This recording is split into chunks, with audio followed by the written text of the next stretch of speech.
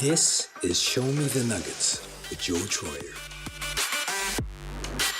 Welcome back to another episode of Show Me the Nuggets. This is Eduardo Trinidad, producer of the show. Today we're bringing you part 2 of Joe's next level retargeting strategy, how to make prospects think about you 24/7. In part 1, Joe discussed the advantages of being omnipresent and omnichannel. Today in part 2, he'll tackle Omni-rotation and Indoctrination sequences. Let's have a listen.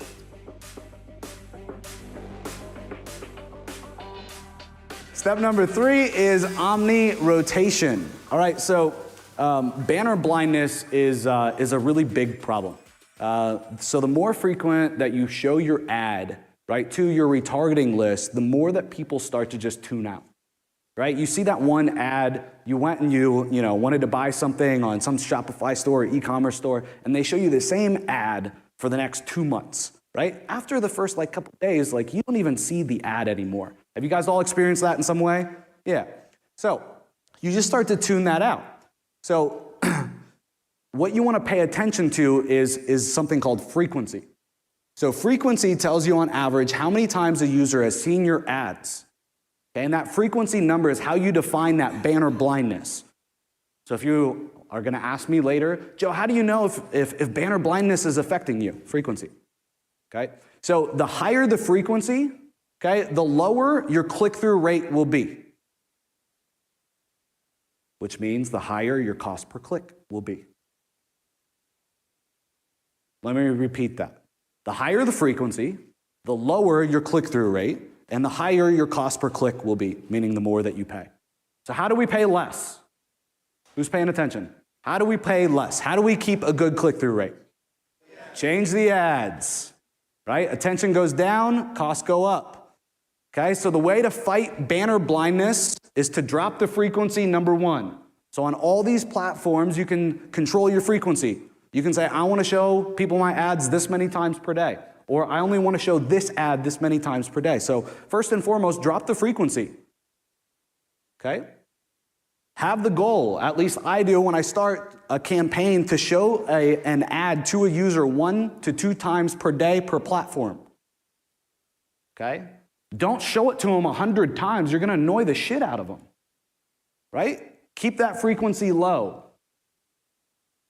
Okay? Next up is change up your ads often. Okay, change up your ads often. Okay, instead of pounding somebody with one ad repeatedly, right, them having banner blindness, we instead take 20 or 10, 20, 30 ads, and we only let each person see it 1 or 2 times. Now we're staying omnipresent, we're staying omni-relevant, and we have them paying attention to each and every single time that they see our ad. Any aha moments there? Okay. So doing this as well, not only do we get them to pay attention more, but we also cut our ad spend drastically. Okay, we keep our cost per clicks low, we keep our click-through rates high by doing this exact strategy. So I want to share with you guys again, Joe Troyer, Real Results is my nickname.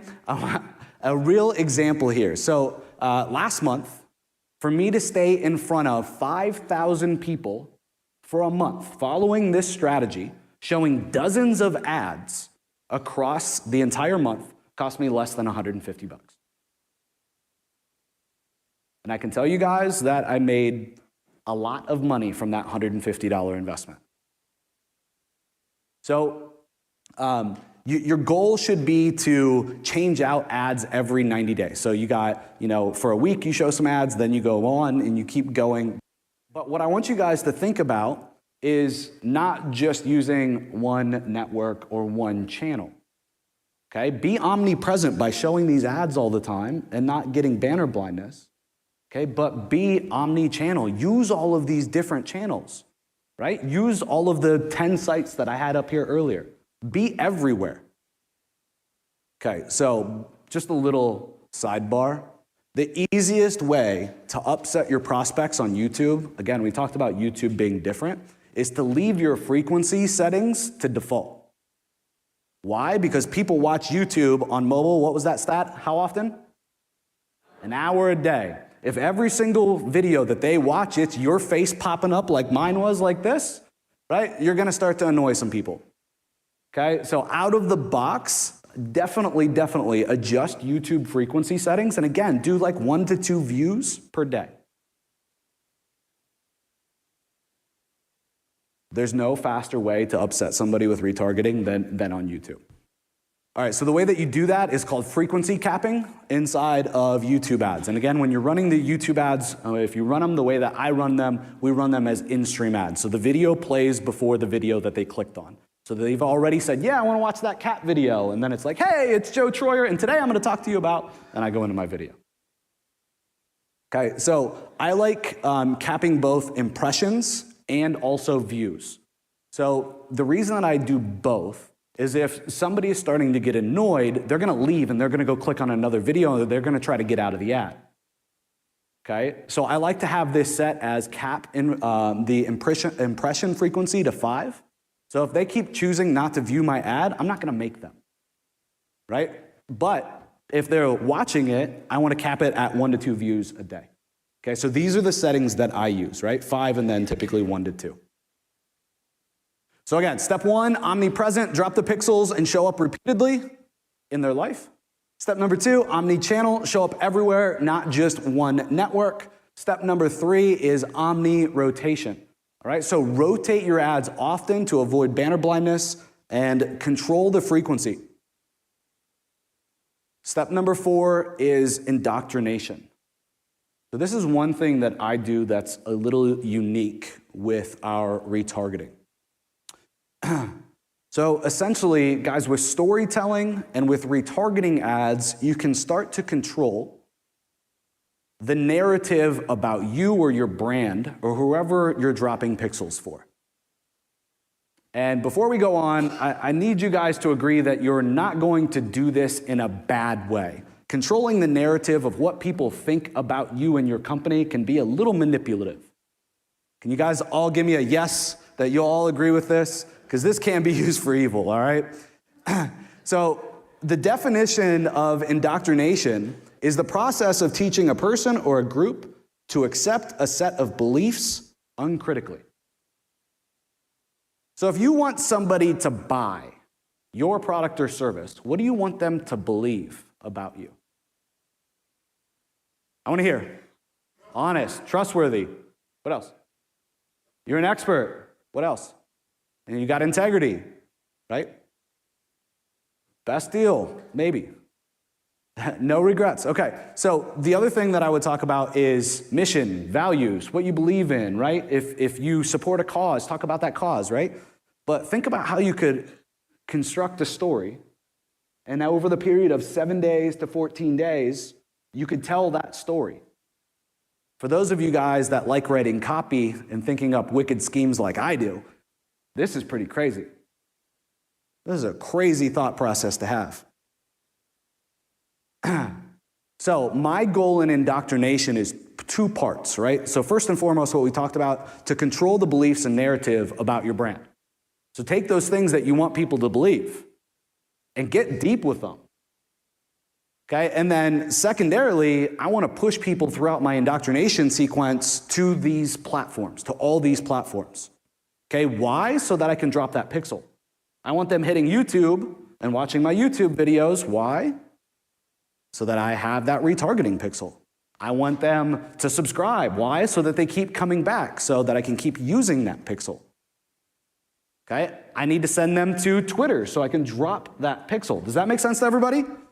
Okay, so indoctrination has 2 goals, okay? To get somebody to, again, understand and to really control the beliefs and narrative about my brand, but then to also push to the other platforms to drop the pixels. Okay? So we're going to push them to Instagram, we're going to push them to Facebook, we're going to push them to YouTube, to LinkedIn, to Twitter, etc. So I want to give you guys an example of this. I call it the tale of 2 companies.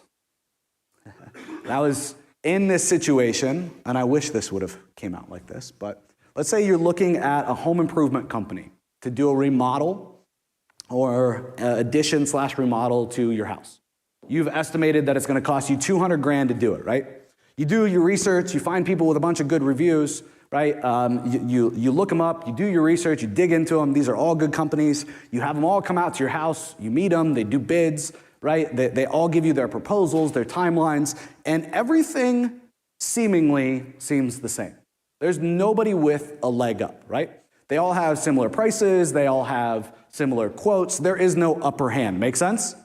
Everything's on the same playing field. Then one of those companies starts to stand out, right? So day one, you see a video, you see images, you start to see ads talking about that company, talking about their integrity, their mission, their values, how they're big supporters of a charity like the Boys and Girls Club of America, right? Then day two, and guys, this can start to get a little manipulative again. You promised you'd use this for good. Day two, right, you get an expert tip from one of the owners, right? Saying, I want to show you guys something. I want to show you how, how contractors hide up to a 20% margin in their bids.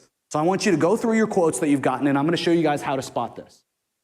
Right? So then day three, you get a heart-tugging testimonial from Sally, who got screwed over, right, on a job, and her house is in shambles because of it. And this contractor was able to come in, save the day, and rescue her. Right? Then day four, you see a video that was on Facebook and it's being rebroadcasted, right? Then it was originally aired on a local TV station showing how authoritative and how humanitarian this company is, right? You guys starting to catch my drift here? Do you see how we can manufacture a story? And yeah, that's really supposed to not say day four twice, right? Then you see an incredible before and after picture. Right? Then again, you get an expert tip from one of the project managers on how they hit their budget and timelines on the head 99% of the time, which never happens, in construction. And then day six, you see a video highlighting how every year they donate a remodel to a veteran. And now you have to make your buying decision. Which of these 5 companies are you going to do business with?